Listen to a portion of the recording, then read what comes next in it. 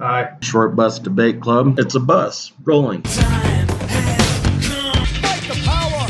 I can get on board. Hello, I'm Darren Jolly. It's time to get this short bus started. So let's roll and on with the show.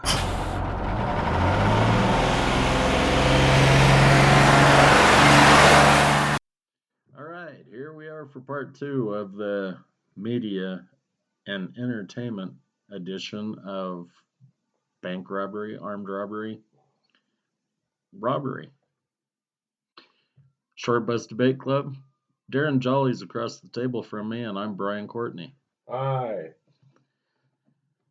In case you were wondering why I changed that up, it was because for some reason Twitter thinks that I'm Darren. We're not sure of that yet, but there's some weird things that are happening in Brian's, those stupid fucking suggestion feeds that they make where it doesn't make any sense what they're telling him to look at, and it would have made a lot more sense for them to tell me to look at those things. Because Brian's a real heavy-handed Marxist. Dude, yeah, I am definitely a communist. I'm definitely a Leninist. I fucking love Marx, dude. What stupid thing did they tell you to look at? Dude, there were multiple stupid things, but the one that really fucking got me, that bothered me, was it specifically said the Silicon Valley Bank has whatever dissolved or, whatever. And generally speaking, Twitter is going to do keywords or people that you liked or whatever. Well, I didn't delete my Twitter account, but I had deleted Twitter off my phone, so I hadn't posted until today for a really long time. And when I post, I didn't say shit about Silicon Valley Bank or Marx or Lenin or fucking the Communist Party of Kenya. Well, I don't talk about the Communist Party of Kenya, but I definitely talk about all of those other things a fair amount. You do, but there's whatever. If you guys are watching us, go ahead and watch. We're just talking shit to people. Yeah, we like to take a South Park approach where pretty much everybody gets pounded on equally. Well, sorta. Equal relative to what it is. Like if you throw something out there in a real stupid ass way, then we're gonna try to drop a bomb on you a little bit if it fits the subject matter that we're dealing with. Yes, and it's just kind of a stupid people or stupid occurrence thing. It's not. Which sort of suggests that all of us are riding on the short bus at that point in time. That's correct. That's why on our logo, all of the former presidents are there and behind us on the road because they helped us get here. Beautiful imagery, to be sure. Anyway, so we are going to talk about some more movies that have to do with robbery, bank robbery, whatever. I talked an awful lot in the last hour. So do you want to start this off, or should I just start blabbing? I'm going to blab about one. We're going to do the weird turn, because a lot of the stuff we've been talking about is fairly rubber hits the road. Like, it either has to do with history, or it like you said, he connects to a specific robbery that happened in downtown LA. It doesn't always, like the towny stuff with the town, like that connects to Charlestown. But like the movie In Time, as a movie that talks about bank robbing, like, so in Time, the currency is time in the movie, right? And so when you're born, you have 10 years that's put on your arm, and you don't get to use it until you're 18. So you live until that point in time, but then at some point you start to pay your current you I think it's 10, it's something like that. Mm-hmm. I know that when they reach a certain age, because that one, Justin Timberlake was talking to that little girl that was like, she panhandles time. Yes. And he's like, what are you going to do with this? You don't. And she's like, time is money, or whatever the fuck she said. And it's coming up real quick. But yeah, I thought when they hit 25. Okay. that's when their clock starts ticking. And everybody stays 25 years old. So, like, it's hysterical incredibly ironic. because Justin Timberlake goes to this party and he's trying to figure out, like, because he wants to fuck this one girl. Amanda Seyfried. Yeah.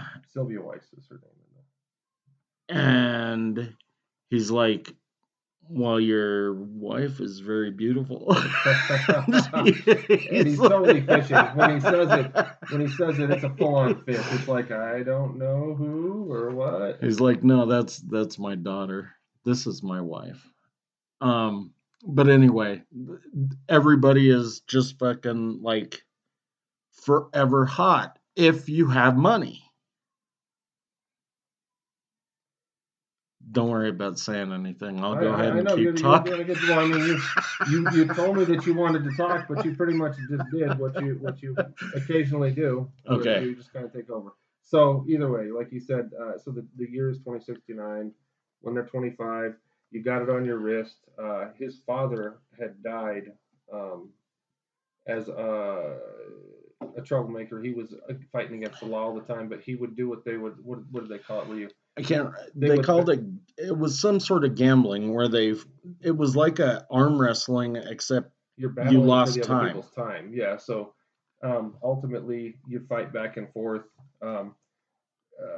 And his dad was very good at it. The timekeepers, who were the police, who would make sure that nobody was stealing time. Which, of course, I mean, because this is a very there's a little bit of Marxism in this. Like, it's a critique of capitalism. It's about the way that they're sort of going. At least I take it that way. Let me. No, I'm gonna let you finish. I appreciate that. That's nice of you. Thanks. Like, I saw Don't you. fucking wave me off. I took a breath, cocksucker. You were not taking a breath. You were fucking leaning in, bitch. So either way. So his mom, who was Wilde. Olivia. Olivia Wilde. They're like everybody that lives in the zone where Justin Timberlake is from. They live day to day. It's the fucking ghetto. That's where he's fucking from. And then it's sort of like 6. What? Yeah. I think it was zone 6. Yeah. And then zone 1 is where everybody that's fucking rich is at. Everybody's got at least 100 years on their arm, if not 1,000 or many more than that. What's in your mind? No, because it went up to 12 zones. Anyway, the zones don't matter. Yeah, I was just the highest zone is where people suffer the most, and the closer that you get to the beginning, and it's not New Amsterdam. New Greenwich. New Greenwich, that's right. Yeah. Oh, of course it's Greenwich because it's Greenwich Mean Time. Mean Time, yes. I mean, they did a good job of like thinking this one through. So something happens to where he has to go to work, and his mom, she can't take the bus because they raised the cost of riding on the bus. Well, it was her birthday too. It was her birthday. That's right. Yeah, and she had given him some extra time in the morning so that he could have a good lunch or something like that. It ends up killing her. I mean, long story short is, so he's burned. His dad was fucked by time. His mom was fucked by time, which is pretty typical for everybody that's in this area. And he's got a good heart. Like Brian said, this little girl comes up and, I can't touch this time until I'm much older. And he helps her. He does this to all kinds of people. He's very much a Robin Hood character without any means at that point in time. And he goes. His buddy's an alcoholic, and they're hanging out at this bar where people are playing cards. And this fucking weirdo from New Greenwich is there buying drinks for everybody. They don't know he's from New Greenwich, except for the fact that he's got fucking like 10,000 years or something. It's 1,000. Yeah, it was over 1,000. Yeah. Okay. So, okay. But either way, he about gets killed, and it's pretty clear that he's trying to get himself killed. It's like he's done with life at this point. Timberlake saves him, takes him to the spot, and they talk to one another. And he asked Timberlake, "What would you do if you had, enough time so you didn't have to think about it every second of every day?" You forgot one part, though. What's that? The time robbers were after him. Yeah, that's that. When I said he saved him, it was the time robbers that he had saved him from. So there's these guys that are just like anybody that preys on the weak in those spaces. Like, they're extortionists, they're loan sharks. It's the same kind of thing that happens in any fucking poor neighborhood anywhere. People that take advantage of the poor, the weak, to get what they can out of them. Yeah, well, I'm thinking more like the leg breakers. No, I know, but I just was throwing that in there too. They get to the banks at some point in time. So, but he gives him his time, and then he goes, gets up on a bridge, and times out, which is what they call that, and he falls over and dies. So, uh, Timberlake has nothing else really tying him to anything there now because his mother is gone. His best friend is there, so he goes and gives some time to his best friend, and he takes off, goes to New Greenwich, and all of these things sort of transpire to where he ends up stealing this rich ass banker's daughter. We're not going to go through the. He also wins a bunch of his time at poker. Yeah, it wasn't. I mean, I wasn't going to go into. I'm not going to go piece by piece by No, piece. that's fine. It's a fucking good movie. Dude, it's a very good movie. But the way that they continue to talk about time and how time is the hub, even in Pete, like he has the dream where he's when they're talking back and forth, he says he has the dream where he's stuck in the water, he can't breathe, and he wakes up from the dream, and the only thing that's going to save him is waking up. And Pacino says to De Niro, "What does that mean?" He says it means that I don't have enough time. You know, I mean, so like there's something about money and time that's sort of at the hub of a lot of these concepts. Well, so I'll let you jump back to In Time, but dude, one of the things that I tell people all the time when I'm pitching them at least a meeting is that I can save you money and I can save you time, and time is money. I know it's fucking cliche, but it's absolutely fucking true. Whether you're talking about one person or somebody who's running a team of people, if I can save you a quarter of an hour per person, then I've saved you. And I don't want to give you my sales pitch, but that's because that's so pervasive in every concept of value that we meditate on. Run on a linear scale. Yeah, exactly. Yes, because when time is money, I mean, I clock in and I clock out. You know, it's like when I go in and they try to get me to do shit when I'm not working, I'm like, motherfuckers, when you don't have me on the clock, I own my time. I said that more than a couple times inside the post office because that's the struggle, right? Like in this world,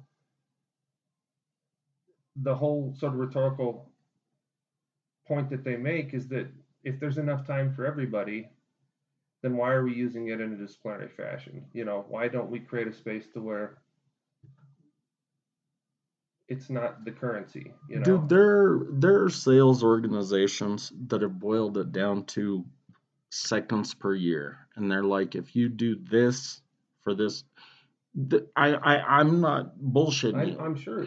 So the only thing I'm getting at, because I do want to go back to In Time, because I think it's a fucking awesome movie, and that is because we do only have so much time. But I think more important is that the fact that it says rich people live longer than poor people do. They can live forever. And it's not necessarily because, well, in the movie In Time they can. Yeah. Because they can just continue. Right.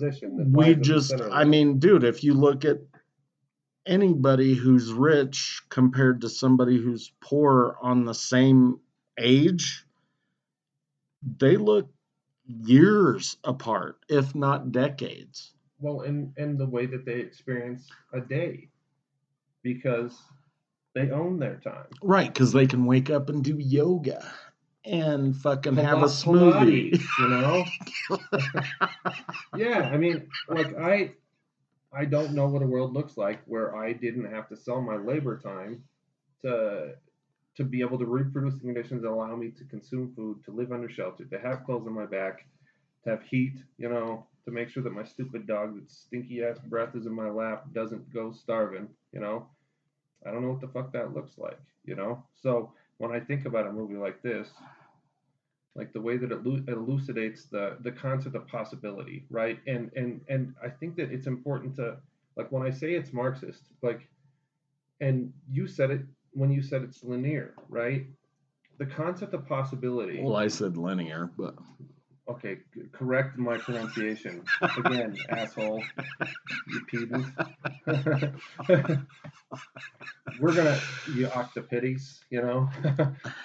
Okay, so Multiple octopus. the important concept to understand about if you're going to engage the concept of communism is that you're talking about a different concept of time. You're talking about a way of thinking about possibilities in a different way. You're talking about a nonlinear way of thinking about possibilities. Which means that it can't be located in the fallacy of a singular subjective space. Like subjective space becomes collectivized. It already exists collectivized because we are part of an organism that is bigger than ourselves, just in our own subjectivity. That's me. That's not Brian. That's just my position. But when No, they, Twitter, send me some more shit. yeah, when the concept of possibilities open up, then you can sort of recalibrate the concept of what it is that can happen on the daily basis because everything's not located in a linear subjectivity. So when they go and they start stealing time from all these different time banks and then bigger time banks and then giving them because they weren't just keeping them for themselves, they were giving them to other people. They were, and they flooded the market, and that's when prices went up, because that's why his mom essentially died, is because the price They of make an time inflation went argument, up and yeah. down all the time. They make an inflation argument in that moment, which is kind of funny. Essentially, they were using cyber currency at that point. But it's still, I mean, it's still Yes. it's an inflation concept. But the thing that we forgot to mention is that the girl's dad was like the president and CEO of the time bank that was in said area. So she knew where time was and where to get it for the most bang for the buck. So the really cool thing was that at the end, so the dad is dead, or her dad is dead, and He was a dick. He kind of deserved it. he was, definitely, because he was one of those fucking pompous, rich, entitled assholes. And I don't know, of course, in a movie, they never show you how that kind of shit happens. I mean, because we just came in this time frame, right? But it would be interesting to see how they ended up plugging it in to where now time was. Let's go make a prequel, you know. I mean, he makes when they're sitting in his place at the end, because he makes that Ayn Randian sort of like this is how evolution works argument, you know. Yeah. And then c'est la vie, you know. Right. Well, because at that point, I mean, what he's getting at is that evolution no longer happens. And that's why that dude is so bummed out to begin with. He's like, how long can you actually fucking live? And he tells him, you know, the poor are here to feed us everything that we need. We're taking nothing except time from you guys. Yeah. I mean, we're taking your lives. I get what you mean when you say evolution no longer, but I think it means like the way that I would rather put it is that like the absolute expression of evolution had like fortified itself.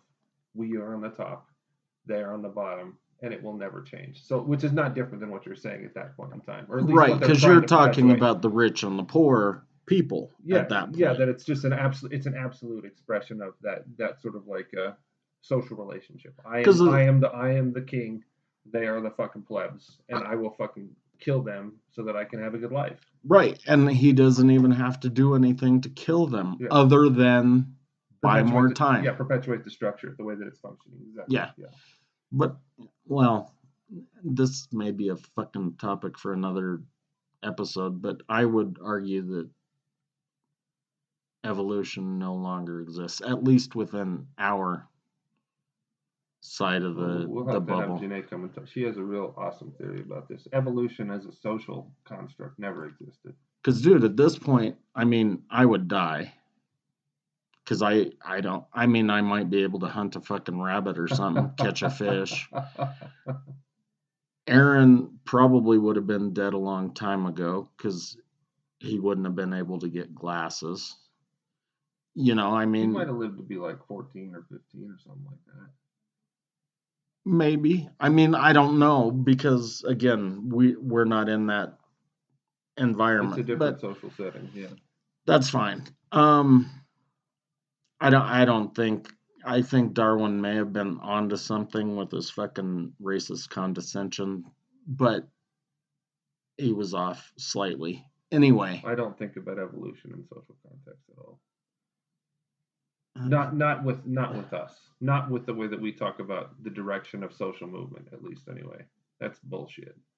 When you're talking about it with birds, like no, lizards that's what turning I into was birds and talking shit. about though. Is that only the strong survive? And at this point, when you can go and buy a fucking pound of ground beef at the grocery store, you're not actually feeding yourself. Evolution is not reducible to only the strong survive.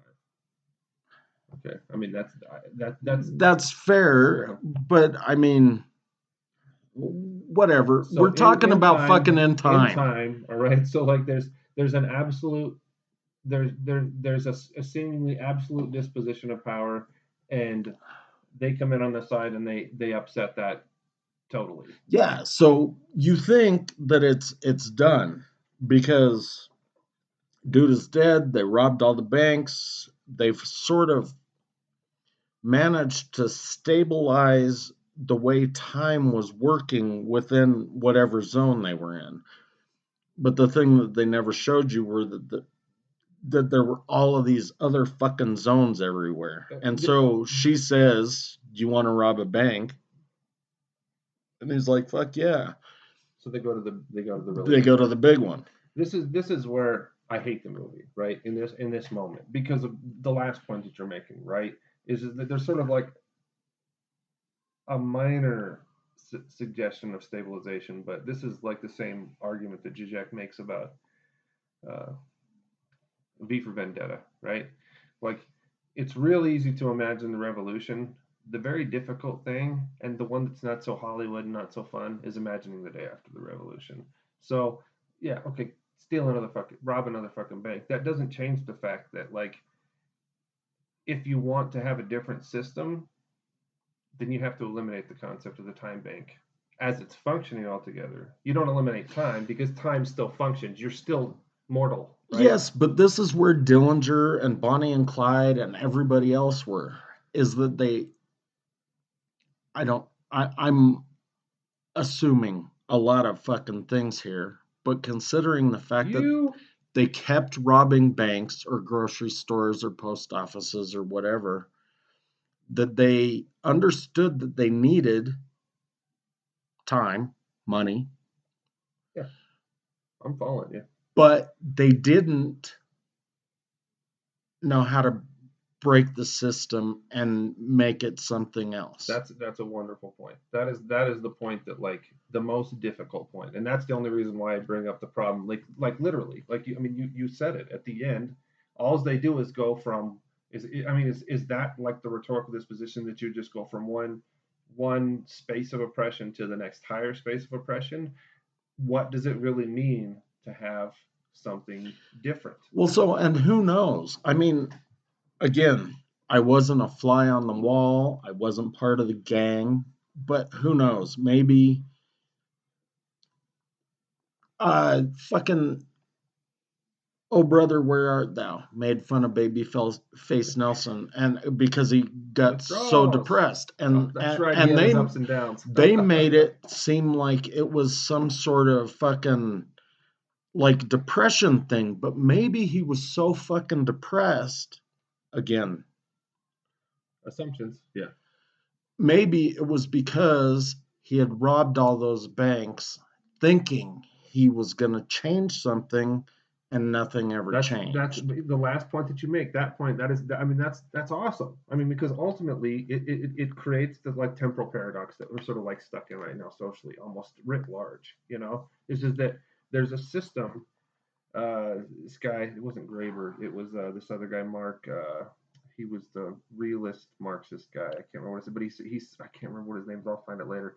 But he said it's easier for us to imagine the entire civilization dying than to imagine capitalism ending, because we don't have a way, like, if you no, just let me finish what I'm saying. I'm going to. I just Yeah, I know you want to cut me off when I say one fucking line every time, dude. So, all right. When you commit an act like that, when you commit the bank robbery, when Bonnie and Clyde did what they were doing, when Babyface Nelson did what he was doing, it was an act of rebellion against the system that, regardless of whether it was for the emotional ups and downs, like they make fun of so well in Oh Brother Where Art Thou, or whether or not, like, they had some really bad things. Who was it, the one that got raped in jail? Clyde It was Barrow. Clyde. Okay, so like he was definitely responding to a system that had done certain things to him on some level. Whether he's dealing with it right or wrong doesn't fucking matter. But like you said, you commit the act, you're sort of like liberated because, like you said, you've got money, you've got time at that point in time, but you haven't changed anything. So you repeat the act, and it's kind of like drugs at that point in time.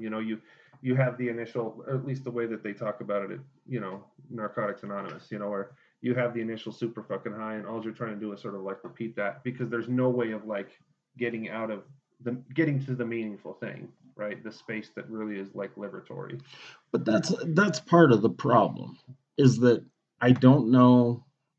Well, first of all, as intelligent as I think I am, I don't know that I know. But the people that are otherwise engaged outside, I know that they don't know. I mean, because I watch them and they are oblivious to everything. But again, I'm not trying to say that I'm here, but what I'm They're the saying red lady is in the Matrix. I'm saying that we have a couple of things to overcome. First of all, A couple. well, at least two. But I mean, first of all, we have to make people realize that we can't keep robbing banks in order to change things. And second of all, we've got to put a system into place in order to help these people realize we're going to change things. So maybe then the third is we're putting things into place to change things. And I know that that sounds really No, redundant and repetitive. I mean, but- I think that plays into exactly what I just, like there's the cathartic act, the which is very similar to the Revolutionary Act, where you do this thing, dipshits go out and they fucking protest, dipshits go to the fucking Capitol on January 6th and fucking go and fucking stand on top of Nancy Pelosi's desks and fucking pee and shit like that, whatever, like we don't even know how to see the other what even another possibility even looks like. I mean, Dude, I know I go back to Game of Thrones all the time, mhm, but she said I'm going to break the wheel. mhm. At this point in our evolution, I think if we break the wheel, we just have a broken wheel. Yeah, I totally. So when I deviate from, and I don't want to go because like this is, but when I deviate from other Marxists, like one stupid fucking term, and look, I love you, Stephen, but sometimes when you say the word decommodify, I don't know what the fuck you mean by that, right? Commodification is rooted in a concept called alienation, to where we use something that's concrete and we pair it against an abstraction that allows us to see how it relates to other concrete things. That's a tool that allows us to understand the concept of abstraction in the first place. So, when you say decommodification, does that mean that you're telling me that you want us to roll back the concept of abstraction writ large? I don't think that's what you really mean. But when you say it, that's actually what you fucking mean. So you don't want to break the wheel. What you want to do is to turn the wheel into something that creates a different set of possibilities, for like, to where it's not stuck in these linear trajectories, like to where there's these other things that like, and like I can see like a horizon where I can see something what that looks like, but like that's not something that I can see alone. Like that's something, like I said, it's rooted in a subjectivity that has to transcend my own like narcissistic position, right? Which means that like other people start to see possibilities in relation to that, and then like this it's kind of like if you imagine like a body only had like 5 senses forever, right? And then all of a sudden that body had a million senses, right? I mean that like because that's this all the subjectivity is sort of like opening up to where all these possibilities like because it's something that we're all working together to make happen. Right. And I understand that there are the dipshits out in the world that think that everybody's selfish, and I understand that you can perpetuate that disposition by saying everybody in the world is self-interested and they're selfish, and then you go out in the world and you fucking steal something, right? To demonstrate that you're selfish or that people are selfish. That is self-fulfilling prophecy. We don't know what human potential is. It's not done or ended yet. There are possibilities that exist out there that may exist out there, depending on how we relate to the wheel, and not just try to Well, dude, break it, like you there said. are definitely other fucking possibilities out there. I am just sad to think that I'm not gonna see them. You don't know that for sure. We're not going to see it done, of course. Yeah, this is a long thing, man. But if we're going to make it out of this space, we have to get past in time. We have to get to the next expression of what where we're not just robbing banks. I mean that like the way that was perfect the way that you put it. So I'm with you. So go to a different movie, motherfucker. Okay, so at the end of the first half, I said Hell or High Water was one of my favorite bank robbery movies from recent times. Have you seen it? No, but Dude, I always talk about these fucking movies that you've never seen. It's okay. Okay, so what's his name? He's a ginger. Ben something is in it, and Chris Pine is in it. They're two brothers. The ginger is a fucking. I love that we can use certain terms that people identify as derogatory in certain contexts today, but we can't use others. And we can certainly use the ginger. He is a criminal who has recently gotten out of jail, and the other brother, Ben Foster. Yeah. The other brother has stuck with his mom and been a law-abiding citizen and tried to handle the ranch. Well, his mom did a reverse mortgage on the house. What's the time frame, dude? It's 2016. No, it's recent. It's in real time. Okay. So the reverse mortgage has to have like $45,000 paid off on it. The reason that they're scrambling to pay it off is because a fucking oil company has discovered oil on the property and they're going to pay a lease. And so it's worth a fucking shit ton of money. They don't have. But they don't own it. And they don't have mineral rights either or anything. No, they do. They've got the rights, but they don't own the land. Okay. And they're about to repossess because the payments haven't been made and unless they get that reverse mortgage. Correct. So they go and rob banks that happen to be the same banks that own the mortgage on the house. You know what? I like that. Oh, it's fucking brilliant, dude. But here's my favorite part of the whole fucking thing. Jeff Bridges is the cop, huh? Jeff Bridges is talking to his Texas Ranger buddy who happens to be Native American, Indian. Gil Birmingham, okay. Alberto Parker. And he keeps calling him a Mexican Indian. And he's like, well, you can go eat your fucking pemmican. And he's like, when are you going to stop making fun of my Indian? And he's like, well, as soon as I'm done with the Indian, I'll get to the Mexican. That isn't the reason that I like the movie. But when they're sitting out in front of this fucking diner, Jeff Bridges is talking to him and he says, something. And he's like, you know what? Fuck it. You stole the land from us.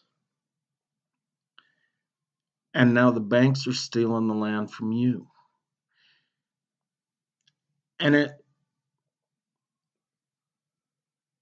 there was a moment of clarity there in that movie. Mm-hmm. That said sort of why the brothers were robbing the banks and why there were fucking for sale signs everywhere and repossession signs and everything else. Because it was down in fucking, I don't know, Texas is so fucking big. But it was, I'm guessing around Lubbock. Because they were, well, no, it couldn't have been. It had to be the other side because they were close to New Mexico. So they were in extreme West Texas, rural West Texas. Yeah.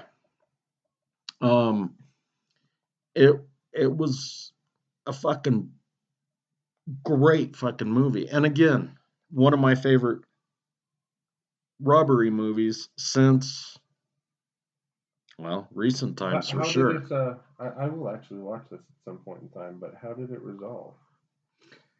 So that was fucking awesome too. I mean, just like I watch a lot of movies strictly for dialogue. And if you can deliver dialogue well, then I'm there. And I don't know if that has to do with writers, directors, combination of the two, actors. I don't know. Yeah, you create a character and they fucking pound on you. Because some of it, the dialogue just flat fucking sucks. But at the end, fucking Jeff Bridges is sitting there talking to Chris Pine because the crazy ass brother that was paroled like drove up this hill and started shooting at the cops, and he ended up shooting the Mexican/Indian guy. And Jeff Bridges fucking flipped his shit, dude. And he fucking found this person to drive him up around the hill, and he ended up shooting the brother. Well, he came down, and they were trying to solve the murder, and the Texas Rangers kept saying, this brother doesn't have anything to do with it. And the bank doesn't want to try to pursue it because now there's this trust. Case is closed. It's done. And he's like, fuck that. They killed my partner. I want to know. And he's like, no, done. It's gone. So he goes to the house, and Chris Pine kind of gave it to his wife, but he more gave it to his two sons. And they were talking, and Jeff Bridges is making like some threatening tones. And Chris Pine says, you know what? I live in the city now. Anytime you want to come by, you can come by and talk to me. We can figure this out.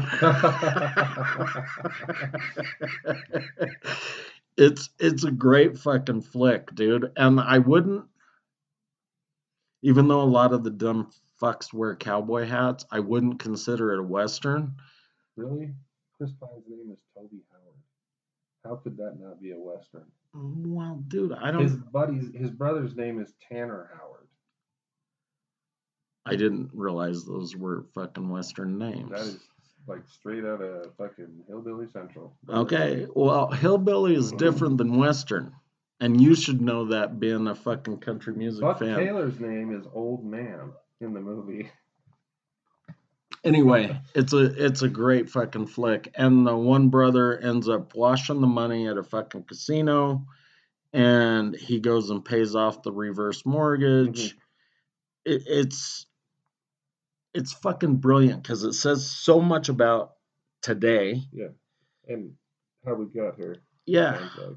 I mean, when Alberto, whatever his name is, says that you stole it from us, and now they're taking it from you. That's good. I'll get to the Mexican when I'm through with the Indian. Holy fuck!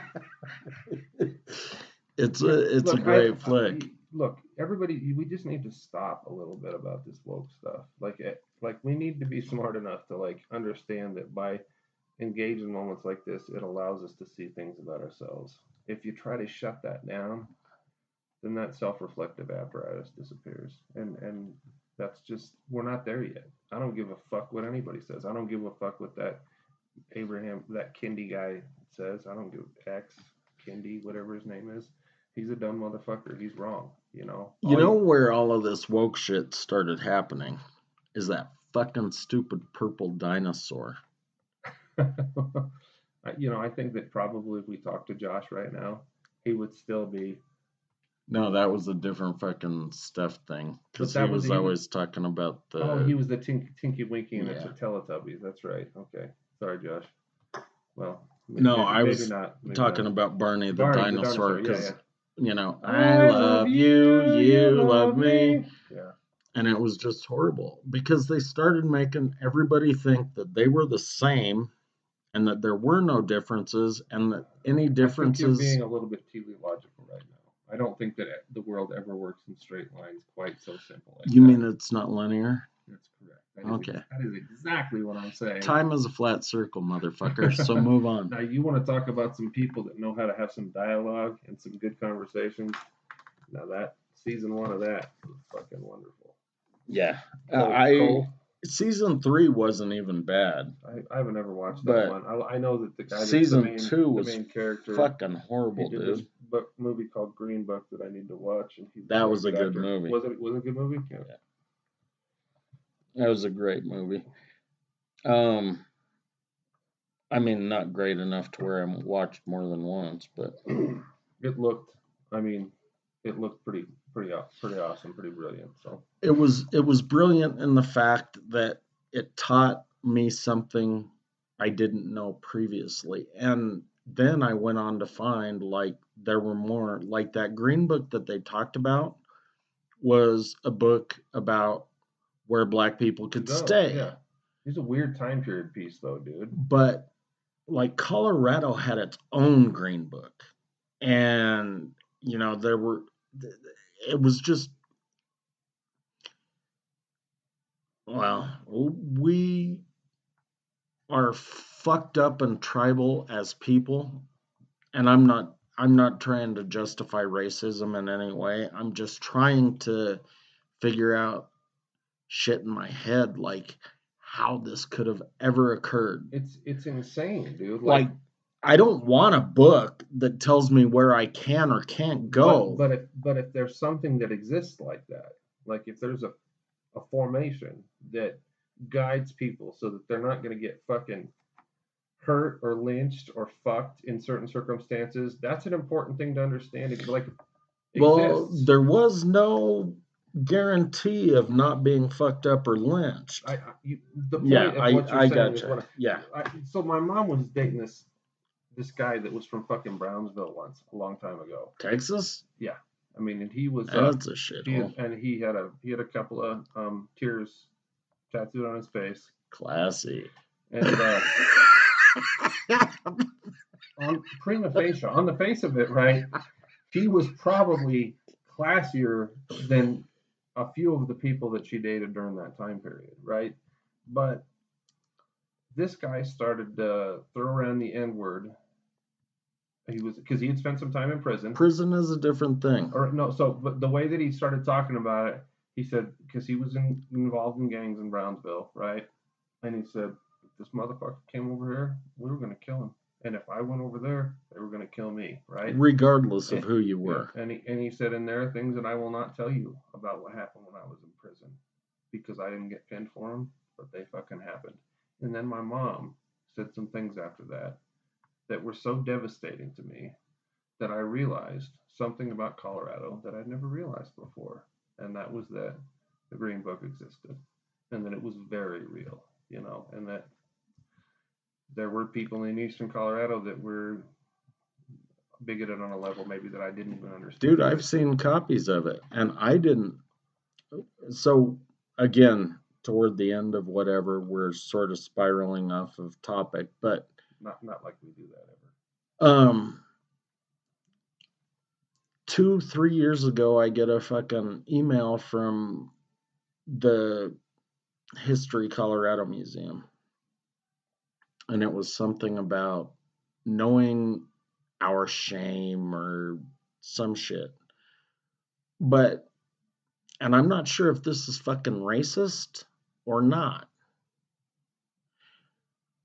but they have developed a fucking map where you could click on areas within the Denver metro area to see how many KKK members were there. Now, that's not racist against white people, but what I'm wondering is if it's perpetuating an ideology because of the fact that you developed a fucking point and click map. Regardless, my point is that This was in the 20s, 30s, that the KKK was huge in the Denver metro area. And based on records that they have, they've come up with all of this shit with the KKK all around here.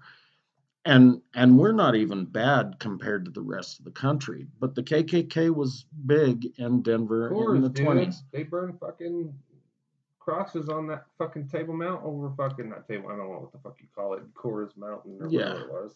Table Mesa. Table Mesa. That's what. Yeah, Table Mounts in Israel, I think. Yeah. So the Green Book was definitely a book, and it wasn't just in eastern Colorado. I mean, dude, racism was a prevailing idea throughout the United States, and it bugs the shit out of me because I don't have a problem with color. I have a problem with stupidity. I don't give a fuck if you're black, Chinese, white, brown. I don't give a fuck. If you're stupid, you probably deserve to be lynched. The only I mean, I wasn't trying to identify it to Eastern Colorado. It just maybe it surprised me two things. One, that I was so naive about it, and the other was that it hit so close to home. That was the thing that bugged me the most. But I wonder if people in Tennessee feel that way. Where we at, little buddy? Where we at? Where we at? I don't know. We can talk about. Okay, so another fairly recent movie that I thought, well, I don't know where to go. Do you have any movies on your list that we haven't talked about? Only the one that I'm going to close with. So. Oh, so you've got a closer. I do have a closer. So another pretty good flick. Again, they're not robbing banks. It's kind of similar to The Town because no, they actually rob the Federal Reserve. It's called Den of Thieves. Another one that I haven't seen. One of the guys from The Wire is in it. You love anybody that connects to The Wire. Ice Cube's son is in it. Ice Cube's son? Yeah. Who's his son? I don't know. His son. The guy that looks almost exactly like Ice Cube, except not Ice Cube. That's really helpful, dude. I don't O'Shea Jackson Jr.? That's him. He looks a little bit like Ice Cube. How can he be a Jackson Jr. How can he be O'Shea Jackson Jr.? Is he named after his mom? No, he's named after his fucking dad. His dad's name isn't really Ice Cube. I've never heard his first name. That's funny. His name is O'Shea Jackson then. I just never learned that before. Shouldn't they just call them Ice Cube Jr.? Cube Jr. Tiny Cube. Come on, CJ. You're a cube for a water bottle, bitch. Carry on, motherfucker. So Den of Thieves. 50 Cent was in that movie too. Yeah. So I'm looking at it. A rapper and a rapper's son. Who do you think produced it? I have no fucking idea, dude. Probably somebody in that general vicinity. Carry on. So they started off, like the opening scene was them robbing an armored truck. But it turned out that the armored truck was empty. And they didn't do it on mistake. They were fucking trying to steal the truck, which they did. So that they could go on and do some other robberies. Mainly the one at the Federal Reserve. They wanted to rob the Federal Reserve? Well, they weren't really robbing it for the money. They were robbing it for the money that they were about to destroy. And so they had this really good fucking plan. Anyway, it was a good flick. Again, with some twists and turns, and the end wasn't exactly what I expected. But again, pervasive violence. There was a lot going on in that movie. You are really, really elaborating in some great detail right now. Well, dude, if I fucking talk about the entire movie, you tell me you don't care about details. If I fucking just. You gotta say something, though. I've been talking for fucking 10 minutes about the thing. Anyway, they robbed the Federal Reserve. They went through this really cool shit. Like, Ice Cube's son gets a job as a fucking Chinese delivery driver so that he can make it through the man traps and all the fucking basic security. And then he goes and fucking hides in the fucking air shafts and makes his way down to basically the count room, right outside the count room. They do an EMP or something similar to simulate a rolling brownout because it was summertime in LA, so that happens a lot.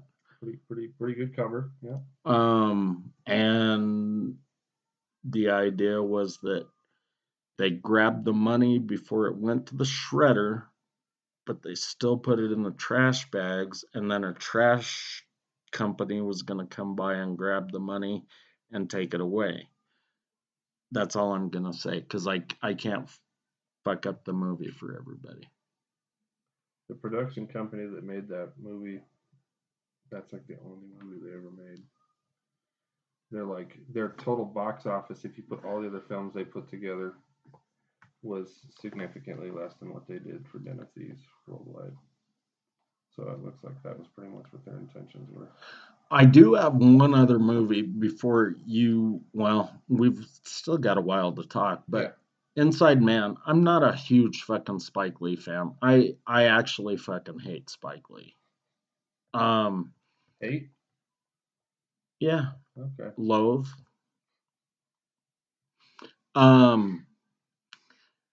But he did a movie called Inside Man, and as far as bank robbery goes, that was a brilliant fucking movie. Who is that? Clive Owen, another guy from The Wire.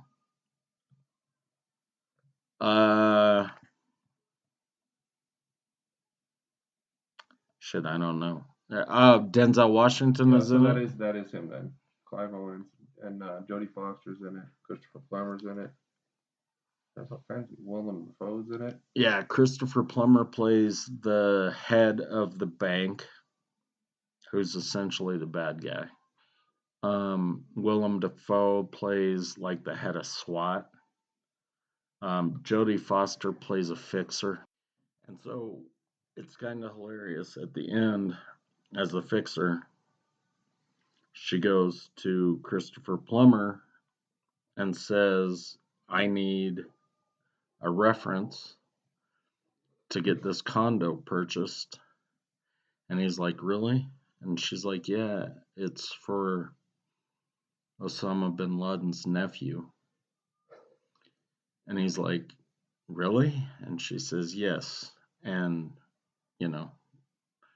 I need it now, because she had gone and fixed this other shit with, she didn't know for sure what was going on, but there was some fucking shady shit, and they had stolen a diamond out of a safety deposit box that was tied back to some fucking affluent family back in, I think it was Paris, during World War II, and they happened to be Jewish. So this guy that started this bank made shitloads of money off of selling insurance to Jews during World War II, and then they came in and, well, did what they did. Well, that is fucked up on a totally different level, dude. It was really fucked up. And just for future reference, I wouldn't say the C'est la vie thing when we're talking about Jews in World War II.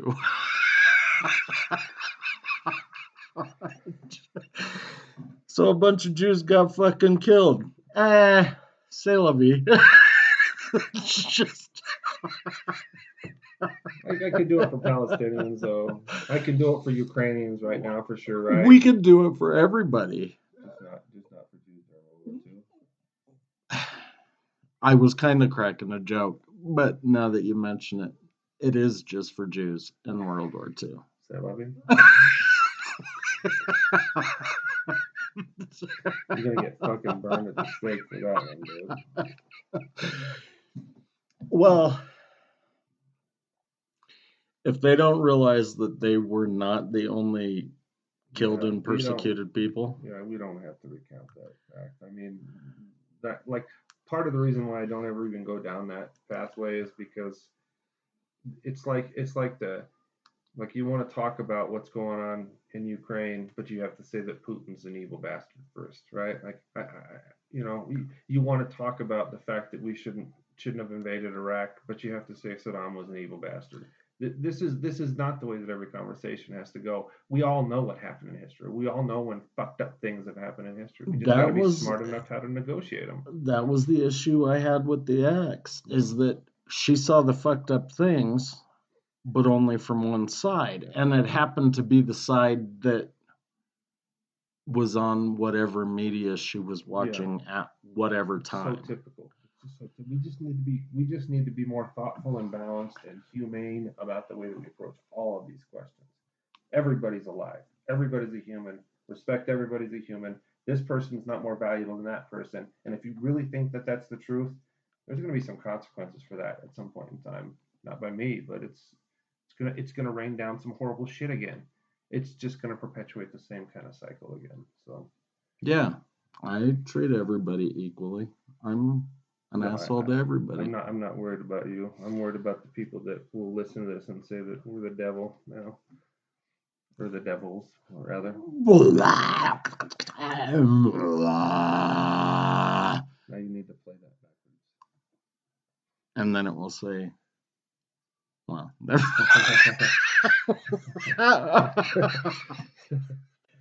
all right. It reminds me of the scene from Good Morning Vietnam. Freddy is the devil, but Freddy is the devil.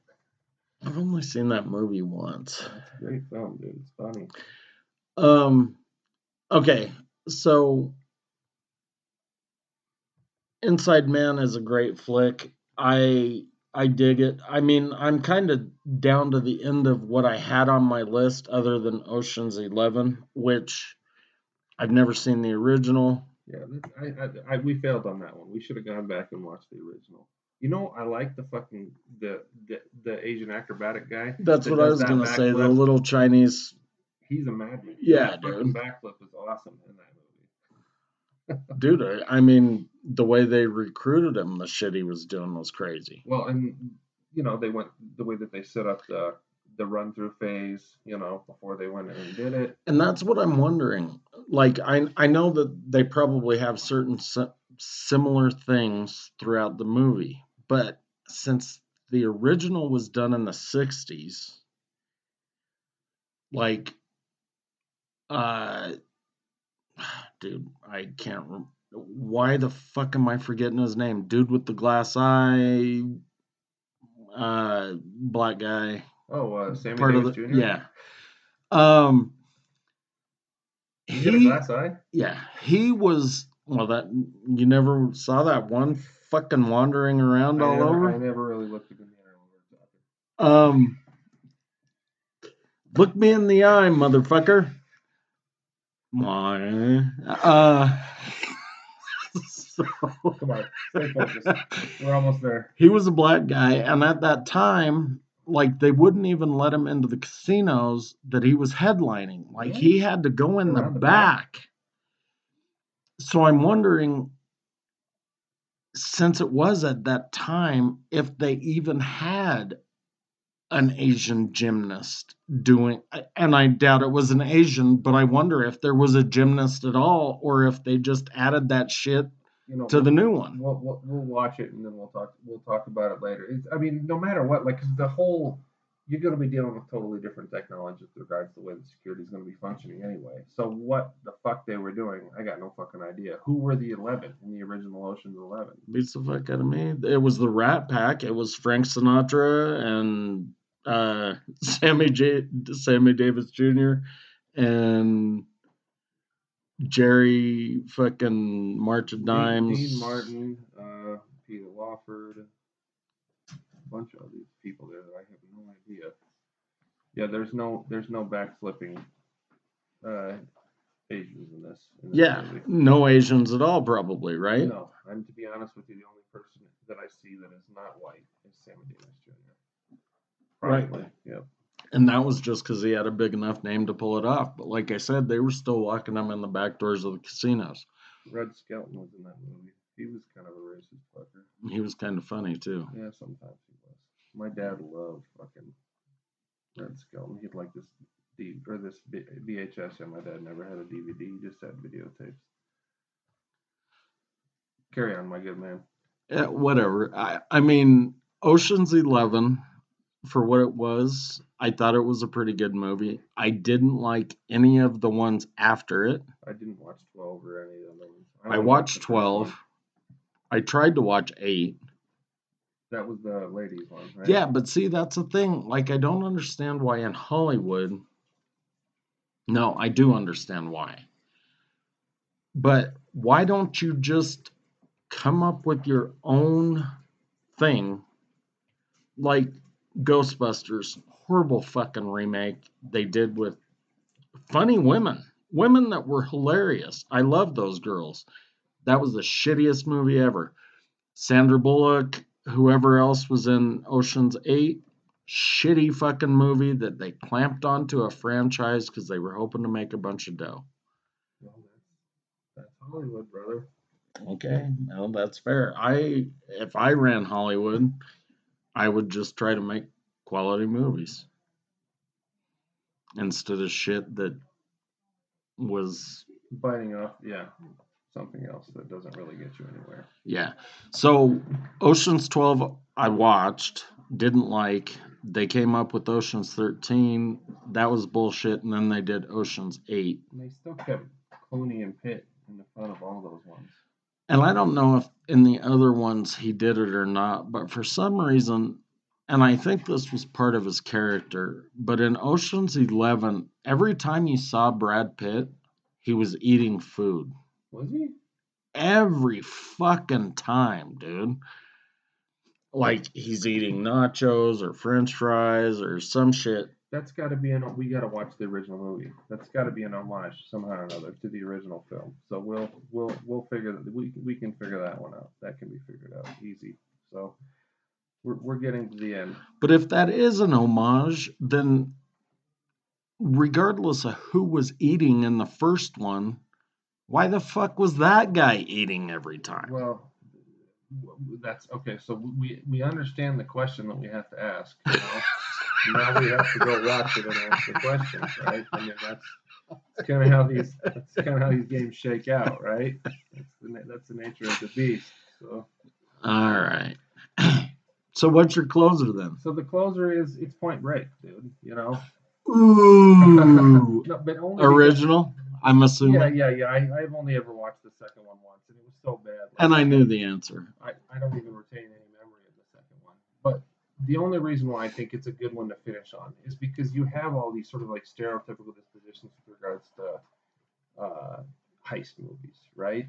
But the cool thing about Point Break, I mean, despite the fact that Keanu Reeves is a fucking hippie FBI agent, you know, who was an ex fucking college football star, and what's his name? Gary Busey. Patrick Swayze. Oh. Yeah, Gary Busey. Gary Busey dies in a very unceremonious way in this movie, but Patrick Swayze, his name is Bodhi. I mean, what Bodhi. What the fuck? You know, I mean, that's so like there's a certain hippie concept to it, but the point of the movie in that concept of the human spirit, right? And like the thing that gets them excited about doing it in the first place, it's not, you know, a fuck you to the system just in a straight sense. It's just a fuck you to the system in the sense that like there has to be something that like about the human spirit that I don't even know if it's a fuck you to the system. I mean, eventually they say fuck you and they shoot Gary Busey, but it's about their liberation, their personal liberation. Well, right. It's I'm going to the Philippines to surf, or I'm going to Australia or New Zealand or wherever, and I'm using this to finance that. But it's not. No, it's not just. It's not just about it. It's a. They're No, I'm trying to not saying that they're only financing it. It is about their transcendence into something that is bigger. the earth. I mean, it's the ocean. It's feeling, and I don't mean to sound like a fucking. We're not the ones that are making the movie. We can let the water rush over us and understand what it means. But I think that that's what it is. It is not a fuck you at all. It doesn't become a fuck you until they start fucking with them. Like once they start tracking them down, they shoot them and whatever. Well, in Utah's contradictory nature, in that Bodai's right, that he did have that spirit in him, and that he had succumbed to that framework. And he does let him go. And he lets him go because, and then he lets him fucking kill himself at the end. Well, yeah, because he didn't. I mean, he let him go, but then he showed up with a bunch of cops onto that beach. But I Yeah. mean, Because it was the 100-foot wave or whatever. What's the biggest one ever? Waimea, this one, now, Bells Beach, Australia. It's not Bells Beach. Bells Beach is a 50-year storm. Blah, blah, blah, blah, blah. He goes and he finds him there. He puts the handcuff on him. They fight each other. You can't put me in a cage, man. You can't put me in a cage. Now that's like, so there's a part of that I hate, because there was a romantic disposition of freedom that I think is so cliche and tacky in it. But at the same time, the only way that we're going to make it from one point to the next point is by embracing some sort of different notion of the human spirit. So is the part of it that you hate is the fact that we're all in a cage right now, regardless of whether or not we're in prison? And I'm not trying to reduce it down into anything. I'm just trying to get a better idea. It's more in the sense that it's what Janae was talking to me about last night. It's the idea that the way that we play out the concept of freedom, it turns into this, I want to have the freedom to do stupid shit kind of thing. I want to be free from somebody telling me to. I do want to have the freedom to do stupid shit. But if that's what it becomes reducible to, then it's not really liberating at that point. There has to be something else to it. Here's the thing that Janae is probably missing, is that freedom is the right to do stupid shit. Only? Not only, but it's also the freedom to do whatever the fuck it is you want to do, whether or not that be stupid or not. And when I say whatever the fuck you want to do, there are limits, which is limiting within your freedom. But I mean, so there is no freedom then. When you circle back around like that, though, so you have to engage in a dialogue with regards to what that means. Now, ultimately, my point, though, in relation to this, is Point Break. Yeah, is that if it's just this sort of cathartic, in a Kantian sense, you can't universalize what Bodhi does. Like the concept of Kant is that you imagine the act, right? And then you imagine a world where everybody does the act, right? And this is simple Kant. I understand that. So whoever wants to talk shit to me about this later, Janae, you can talk shit to me about this later. But the concept of the moral imperative probably understands that you're explaining it to the short bus. Yeah. So either way, you imagine the act and you universalize it, and if the whole system falls on itself by everybody going out and robbing banks and surfing all the time and shit like that, that's not a sustainable thing inside of a society, the way that they play it out, right? So, which it's not. No, I was just fucking thinking, asshole. Okay, Keep fucking talking. I'm reading your reactions a little bit though. So, but and I understand that it's hyperbolic and it's metaphorical, and in that sense, I get that. And again, like, if you're going to see a radical shift, it is going to be through that, like, engaging in that concept of human spirit. But at some point in time, if everything becomes reducible to, I don't want to wear my seatbelt, then at some point it's not really liberating. It's really about, like, butting your head against something that doesn't really engage where the system's power structural and reproduction positions is at.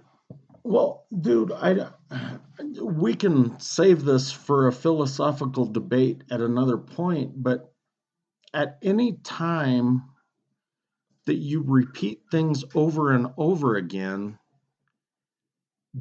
those things are not going to be liberating. I don't know what that means. What does that mean? So I'm sure that the first time that a woman got a paying job, it was fucking liberating to women everywhere, right? I don't know that it would have touched everybody, but Okay, it was liberating to everyone that she could tell she got a paying job. okay, I'm listening to you. So time goes on, more women get more paying jobs, it's more liberating, it's more liberating, it's more liberating. Then we get to the point, let's say beginning of 2000s, right? 60% of women have jobs. It's liberating because they all have jobs and they can own property and all of this other shit. But there's this ceiling where they can go no higher and men make more than they do. So they start saying, well, no, we need to make more because men are making more.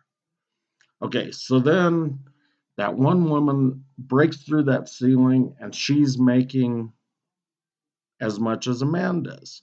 So if all of these women come up behind her and make as much as they as men are, and she did, then the ones that come up behind, is it liberating anymore? Okay, so I don't know what that has to do with the concept of wearing a seatbelt. Let me just before you give me a fucking rejoinder real quick, I'm all not right? giving you a fucking I don't know rejoinder. if you even know who the fuck you're talking to. Like having a paying job as liberating is not that's not liberation. Like not by this person's standard, at least in any meaningful way. It's a certain kind of way of thinking about movement, and it might create a facade of liberation, but I'm not certain that it constitutes I was constitutes liberation. But I, you were when I said what I said it as a point about how if a personal act of defiance against the system that does not strike at the heart of what that system is, then that is a cathartic act that's rooted in a very specifically located subjective disposition that doesn't translate into anything meaningful as it is contraposed to the system itself. So that's why I use that example, and that's why when I look at movies like this, and when I think about like the point that you made earlier about repeatedly engaging in the act, they just go back and they repeat the act of robbing and robbing and robbing, but because it doesn't lead to anything else, and of course it leads to their own demise ultimately because you have to keep, and you then eventually you're going to run into the full force of the systemic, you know, well, which is their heel. demise, Yeah, regardless of whether you're talking about them dying or whether yeah, they get thrown in the exactly. can. The whole thing. Yeah. So, um, at some point in time, it has to translate into that spirit. But I just don't want it to be this thing where it's more about a cathartic disposition with regards to my own or somebody else's disposition. I just want to again, like I'm trying to find something else that's meaningful. Dude, I think both of us are trying to find something else. And I'm not talking about God or anything else. I'm talking about breaking or at least fucking molding the wheel, right? So when I argue with you, I'm not trying to fucking say I'm right, I'm right. I I just there's certain tendencies in the argument though that I have to point out Okay. We'll keep going No, there. no, that's fair. Well, We're not done with this conversation ever, brother. no, it can't be. It hasn't been. I was just thinking about, well, maybe I'll talk to her about this another time. What are we talking about next time? I don't fucking know. We probably should plan this shit before we had two ideas. There was one idea that you had brought up, and then I brought up something about vigilantism. Well, I've been wanting to do fucking assassins for a while. Vigilantism is a form of no, is an okay topic too. Yeah, you caught me off. I didn't know anything about assassins. You're killing me. Well, I also was talking about serial killers. I mean, I know what it was because day after tomorrow is the deadline on taxes, so we wanted to talk about taxes. Okay. Which I know that sounds fucking boring. Very exciting. But exciting stuff. I'm sure we can fucking spin it. We're not gonna talk like accountants. So I don't know. Taxes? Yeah. Taxes was the next one.